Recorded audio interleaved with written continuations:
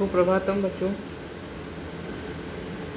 आज हम पहला वीडियो के माध्यम से पहली ऑनलाइन क्लास शुरू करते हैं। आज की हमारी जो पुस्तक है जिसको हम शुरू करने जा रहे हैं उसका नाम है नीति शतकम। नीति शतकम आपके सेकंड पेपर में चलती है, जो कि 20 अंकों की होती है। 100 नंबर के पेपर में 20 अंक नीति शतकम के होंगे। नीति शतकम से 2 तरह के प्रश्न आपको पूछे जाएंगे। पहला प्रश्न तो होगा कि किन्हीं 2 श्लोकों की सप्रसंग व्याख्या करो। 4 श्लोक आपको दिए हुए होंगे, जिनमें से आपको 2 श्लोकों की प्रसंग सहित व्याख्या करनी है। व्याख्या हिंदी में ही करनी है। 6 नंबर का 1 श्लोक होगा, 2 श्लोक आपको करने हैं। इस तरह से 12 अंकों की हो गई सप्रसंग व्याख्या। दूसरा जो प्रश्न होगा उसमें आपको 4 लघुत्तरात्मक प्रश्नों के उत्तर देने हैं। एक लाइन के आपको उत्तर लिखने हैं। 8 प्रश्न दिए हुए होंगे और 8 में से आपको 4 प्रश्नों के उत्तर देने हैं। एक प्रश्न 2 नंबर का होगा। इस तरह से 8 नंबर के हो गए लघुत्तरात्मक प्रश्न। तो ये कुल मिला के 20 अंकों की नीति शतकम जो पुस्तक है ये होगी। अब हम शुरू करते हैं नीति शतकम। बच्चों, काव्य भेद। काव्य 2 तरह के होते हैं, दृश्य काव्य और श्रव्य काव्य। दृश्य काव्य वे काव्य होते हैं जिनको हम सुनने के साथ हम देख भी सकते हैं, जैसे रूपक और उपरूपक। ये 2 भेद होते हैं दृश्य काव्य के, रूपक और उपरूपक। रूपक जो होते हैं वो 10 प्रकार के होते हैं। ये आप आगे की क्लासों में जाओगे या कहीं आप संस्कृत साहित्य में आप पढ़ोगे तो रूपक जो होते हैं वो 10 प्रकार के होते हैं। उसमें रूपक का जो प्रमुख भेद होता है वो है नाटक। ये तो हो गया दृश्य काव्य। श्रव्य काव्य जो होते हैं उनको हम देख नहीं सकते, सिर्फ उनको सुन ही सकते हैं। ये 3 प्रकार के होते हैं, गद्य, पद्य और चंपू। गद्य काव्य 2 प्रकार का होता है, कथा और आख्यायिका। जबकि पद्य काव्य जो होता है वो कई प्रकार का होता है, जिसमें मुख्य रूप से महाकाव्य, खंड काव्य, मुक्तक, युग्मक, कलापक आदि होते हैं। हमारा जो आज की हमारी जो पुस्तक है नीति शतकम, ये एक मुक्तक काव्य है। मुक्तक काव्य वो काव्य होता है जिसमें प्रत्येक पद्य स्वतः संपूर्ण हो और पूर्वापर संदर्भ जरूरी नहीं हो, जिसमें प्रत्येक श्लोक का, प्रत्येक पद्य का अपना स्वतंत्र अर्थ होता है। उसके लिए उससे पहले वाले या उसके बाद वाले श्लोक की कोई आवश्यकता नहीं होती है। वो मुक्तक काव्य होता है, मतलब प्रत्येक पद्य ही अपने आप में एक काव्य होता है। उसके लिए पूर्व अथवा बाद वाले संदर्भ की आवश्यकता नहीं होती है, वो होता है मुक्तक काव्य। आगे देखिए, नीति शतकम के रचयिता महाकवि भृतृहरि है। भृतृहरि जो है ये प्राचीन काल में पहले एक राजा थे और राजा से इनको वैराग्य हुआ और ये सन्यासी हो गए और इन्होंने वैराग्य धारण कर लिया। और भृतृहरि के 3 शतक काव्य प्रसिद्ध है। शतक काव्य वो होते हैं जिनमें श्लोकों की संख्या लगभग 100 या 100 से अधिक होती है, वो होते हैं शतक काव्य। तो भृतृहरि के 3 शतक काव्य प्रसिद्ध है, नीति शतकम, श्रृंगार शतकम और वैराग्य शतकम। साहित्य के इतिहास में ये प्रश्न पूछ लिया जाता है, इसलिए भृतृहरि के इन 3 काव्यों के नाम आपको याद होने चाहिए। नीति शतक में क्या है? नीति शतक में है नीति परक अनेक विषयों का श्लोकों में स्वतंत्र निरूपण है। जैसे नीति शतक में आप देखोगे कहीं पर सज्जनों की प्रशंसा की गई है, कुछ श्लोकों में दुर्जनों की निंदा, मूर्ख जनों का उपहास, विद्या का गौरव बखान किया गया है। कुछ श्लोकों में सद्गुण की महिमा बताई गई है, धन का महत्व बताया गया है और भाग्य, कर्म, पुरुषार्थ आदि विषयों की भृतृहरि ने बड़ी ही सुंदर विवेचना की है। बड़ा ही सुंदर इनको प्रस्तुत किया है, इनके बारे में बताया है। अब हम देखते हैं नीति शतकम जो है उसको शुरू करते हैं। नीति शतकम का जो पहला जो श्लोक है वो मंगलाचरण के रूप में भर्तृहरि ने प्रस्तुत किया है। और मंगलाचरण जो है इसका नमस्कारात्मक मंगलाचरण है। मंगलाचरण कौन सा है इसका? नमस्कारात्मक। चलिए देखते हैं, शुरू करते हैं। दिक् कालाद्यन अवच्छिन्ना अनंत चिन्ह मात्र मूर्तये स्वानुभूतेक मानाये नमः शांताये तेज से। आपको श्लोक दिया हुआ होगा। सबसे पहले आपको प्रसंग लिखना है। प्रसंग का माध्यम आपका हिंदी भाषा भी हो सकता है। प्रसंग देखिए। श्लोको अयम महाकवि भर्तृहरि स्व ग्रंथम नीति शतकम निर्विघ्न समापनाये परब्रह्मम नमस्कृत्य मंगलाचरण रूपे प्रस्तुति। यह श्लोक महाकवि भर्तृहरि ने अपने ग्रंथ नीति शतक के निर्विघ्न समाप्ति के लिए, निर्विघ्न समापन के लिए परब्रह्म नमस्कृत्य, परब्रह्म को नमस्कार करके मंगलाचरण के रूप में प्रस्तुत किया है। तो महाकवि भर्तृहरि ने ये जो पहला श्लोक है, यह अपने ग्रंथ के निर्विघ्न समापन के लिए परब्रह्म परमात्मा को नमस्कार करके मंगलाचरण के रूप में प्रस्तुत किया है। अन्वय देखिए इसका। दिक् कालाद्य अनवच्छिन्ना अनंत चिन्ह मात्र मूर्तये स्वानुभूतेक मानाये शांताये तेज से नमः। अर्थात दिक् कालादि अनवच्छिन्न, दिक् कालादि अनवच्छिन्न।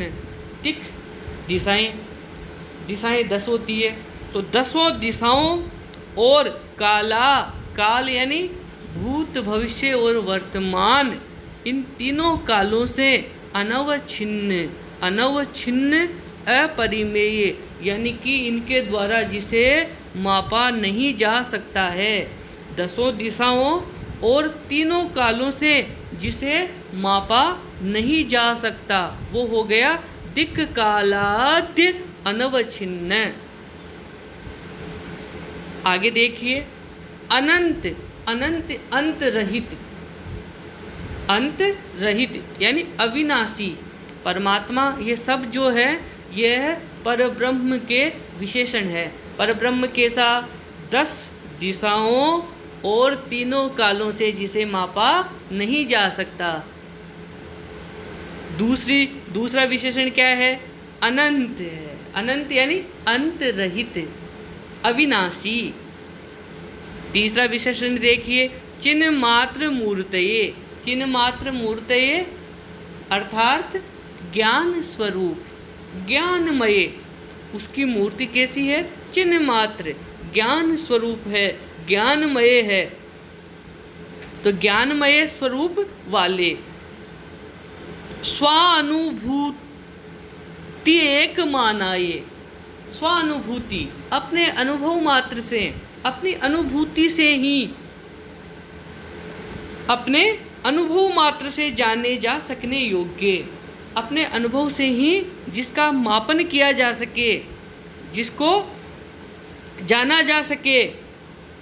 शांताये तेज से, शांतमय, तेज से, तेज स्वरूप, ज्योति स्वरूप, तेज से ज्योति स्वरूप को, तेज स्वरूप को नमः, नमस्कार। तेज स्वरूप परब्रह्म परमात्मा को नमस्कार। इस श्लोक में भर्तृहरि ने निर्गुण ब्रह्म परमात्मा को, निर्गुण ब्रह्म को नमस्कार किया है। निर्गुण ब्रह्म का स्वरूप कैसा है? दिक् कालादि अनवच्छिन्न, 10 दिशाओं और तीनों कालों से अपरिमेय, जिसको मापा नहीं जा सकता। अनवच्छिन्न यानी अपरिमेय, अनंत अंत रहित, चिन्ह मात्र मूर्तये ज्ञान स्वरूप, स्वानुभूते एक मानाये अपनी अनुभव से, अपने अनुभूति से जाना जा सकने योग्य, अपने अनुभव मात्र से जाने जा सकने योग्य। शांतमय, शांताये शांतमय और तेज स्वरूप परब्रह्म को नमस्कार। तो आपको इसी तरह से परीक्षा में पहले उस श्लोक का प्रसंग लिखना है, फिर उसका अन्वय करना है और फिर उसकी व्याख्या करनी है। व्याख्या में आप उसका हिंदी अर्थ या उसका भावार्थ जो भी है वो लिख सकते हैं। देखिए आप इसमें इसका शब्दार्थ दिया हुआ है, दिक् कालादि अनवच्छिन्न 10 दिशाओं और तीनों कालों आदि में आदि से जिसे मापा नहीं जा सकता ऐसे। दूसरा अनंत, अनंत यानी जिसका कोई अंत नहीं है, अर्थात अंतहीन, अविनाशी है, अंतरहित, अंतहीन या अंतरहित को हम अविनाशी भी बोल सकते हैं। चिन्ह मात्र मूर्तये ज्ञानमय स्वरूप वाले, स्वानुभूति एक मानाए, अपना अनुभव एकमात्र प्रमाण के योग्य। कहने का मतलब अपने अनुभव मात्र से ही जाने जा सकने योग्य। शांताये पूर्ण शांतमय कल्याण करने वाले, शांतमय शांत स्वरूप, तेज से तेज स्वरूप, ज्योति स्वरूप परमात्मा ने परमात्मा के लिए नमः है, नमस्कार। तो इस तरह से इसका हिंदी अर्थ दिया हुआ है। देखिए, पूर्व पश्चिम आदि 10 दिशा और भूत भविष्य आदि काल के द्वारा अपरिमेय, यानी कि इनके द्वारा न जाने जा सकने योग्य, इनके द्वारा मापा नहीं जा सकने योग्य, मापा नहीं जा सकने वाले अविनाशी चैतन्य स्वरूप, अपने अनुभव मात्र से जाने जा सकने योग्य शांतमय तेज स्वरूप पर ब्रह्म के लिए नमस्कार। तो आपको उस श्लोक की हिंदी व्याख्या करनी है, ये संस्कृत व्याख्या आपको करना आवश्यक नहीं है। चलिए आगे देखते हैं। हाँ, यहाँ पर ये थोड़ा सा समास व्याकरण दी हुई है, समास विग्रह व्याकरण आदि दी हुई है, आपको ये करने की ज़रूरत नहीं है। आपको टिप्पणी कर देना है। टिप्पणी छंद आपके पढ़े हुए हैं पिछली क्लासों में, तो आप छंद का उसमें आप मालूम कर सकते हैं। जैसे इस श्लोक में अनुष्टुप छंद है और पिछली कक्षाओं में आपने पढ़ लिया अनुष्टुप छंद की एक पहचान है, प्रत्येक चरण में जिस श्लोक के 8 वर्ण हो वह अनुष्टुप छंद होता है। तो आप इसमें टिप्पणी में छंद अनुष्टुप छंद कर दीजिए, है ना। तो अब आप आगे देखिए दूसरा श्लोक है, बोद्धारो मत्सरग्रस्ता प्रभव समये दूषिता अबोधोपहताश्च अन्ये जीर्णम अंगे सुभाषितम। बहुत ही अच्छा श्लोक है। प्रसंग लिखा हुआ है श्लोके अस्मिन् भृतहरि समाजे सुभाषिता नाम श्रवणकारा नाम अभावम दर्शयति। अर्थात आपको हिंदी में लिखना है प्रसंग। सबसे पहले आप प्रसंग से पहले भी संदर्भ लिख सकते हो। संदर्भ में आप लिखोगे कि यह श्लोक हमारी पाठ्य पुस्तक नीति शतकम भृतहरि द्वारा रचित नीति शतकम से लिया गया है। ये आप संदर्भ में लिख सकते हो कि ये जो है ये कहाँ से ये श्लोक लिया गया है। फिर प्रसंग में आप लिखोगे कि इस श्लोक में कवि भृतहरि क्या कहना चाहता है, क्या प्रदर्शित करना चाहते हैं। तो इस श्लोक में भृतहरि क्या प्रदर्शित करना चाहते हैं कि समाज में सुभाषितों को सुनने वाले का अभाव दिखाया गया है। सुभाषित अच्छे जो वचन होते हैं, सुंदर जो उपदेश होते हैं, उनको सुनने वालों का इस समाज में अभाव हो गया है। कोई सुनना ही नहीं चाहता है अच्छी बातों को। ये यहाँ पर भृतहरि दिखा रहे हैं। देखिए अन्वय बोद्धार मत्सरग्रस्ताः प्रभव समये दूषिताः अन्ये च अबोधो उपहता अतः सुभाषितम अंगे जीर्णम। बोद्धार अर्थात विद्वत जन, जो विद्वान लोग हैं, मत्सरग्रस्ता द्वेष ईर्ष्या से पीड़ित है। विद्वान लोग जो हैं वो कैसे हैं, मत्सरग्रस्त है, यानी कि ईर्ष्या और द्वेष से पीड़ित है। प्रभव यानी राजा लोग, राजा और जो अधिकारी गण हैं, धनवान लोग हैं, वो समय दूषिता घमंड से चूर है। समय यानी घमंड अहंकार से दूषित है।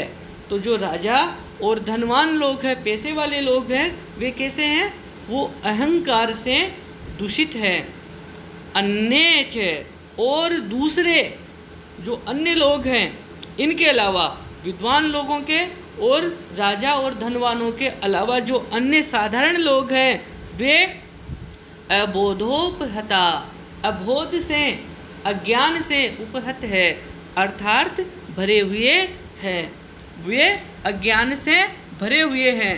अतः सुभाषितम, जो हितकारी वचन है, वे अंगे यानी कहने वाले के मन में ही, कहने वाले के मुख में ही, अंग में ही जीर्णम, गल गया है, सड़ गया है, जीर्ण शीर्ण हो गया है। तो ये इसका अर्थ है। बच्चों वापस लोग देखिए, बोधारो मत्सरग्रस्ताः प्रभव स्मये दूषिता अबोधोपहताश्च अन्ये जीर्णम अंगे सुभाषितम। अर्थात बुद्धिमान लोग मत्सरग्रस्त यानी कि ईर्ष्या और द्वेष से ग्रसित है। प्रभव यानी राजा लोग, स्मये दूषिता घमंड से दूषित है, चूर है, अहंकार से चूर है। अबोधोपहताश्च अन्य, अन्य लोग अबोधो, अबोध यानी अज्ञान से उपहत भरे हुए हैं। अतः सुभाषितम अंगे जीर्णम, सुंदर वचन, हितकारी वचन, अंगे जीर्णम शरीर के अंग में ही, मुख में ही, मन में ही जीर्णम सड़ गई है, गल गई है। हिंदी अर्थ देखिए, विद्वत जन द्वेष ईर्ष्या से पीड़ित है, राजा और अधिकारीगण अहंकार में चूर हैं, अर्थात अहंकार से भरे हुए हैं। दूसरे अन्य लोग अज्ञान से भरे हैं, इसलिए हितकारी वचन मन में ही मर गया। संस्कृत व्याख्या आपको नहीं करनी है, ठीक है। आगे देखिए, इस श्लोक का ये भावार्थ दिया हुआ है। व्याकरण, अब इसमें टिप्पणी आपको करनी है। टिप्पणी में आप वही, इसमें अनुष्टुप छंद है, यहाँ पर ये दिया हुआ है। विशेष में देखिए, इस संसार में जो लोग विद्वान हैं वे परस्पर द्वेष ईर्ष्या से ग्रस्त है और वे दूसरों के प्रिय वचनों को इसी कारण नहीं सुनना चाहते हैं। ऐश्वर्यशाली जो राजा या धनवान लोग हैं वे घमंड के कारण सुभाषित यानी अच्छी बातें सुनना नहीं चाहते हैं। अन्य लोग अज्ञान के कारण सुभाषित का महत्व ही नहीं जानते हैं, इसलिए उन्हें उपदेश देना ही व्यर्थ है, क्योंकि वे स्वभाव से ही अज्ञानी हैं। इन सभी कारणों से आज भी सुभाषित जो है वो कवि के हृदय में छिपा हुआ है, उसे बाहर व्यक्त होने का अवसर नहीं मिल रहा है। तो भर्तृहरि जी यहाँ पर कह रहे हैं कि ये जो अच्छी सुंदर जो हितकारी वचन है ये है कवि के हृदय में ही जीर्ण शीर्ण होता जा रहा है। अब आगे की क्लास में हम नीति शतक के जो आगे के श्लोक हैं, मुख्य जो श्लोक हैं वे पढ़ेंगे। धन्यवाद।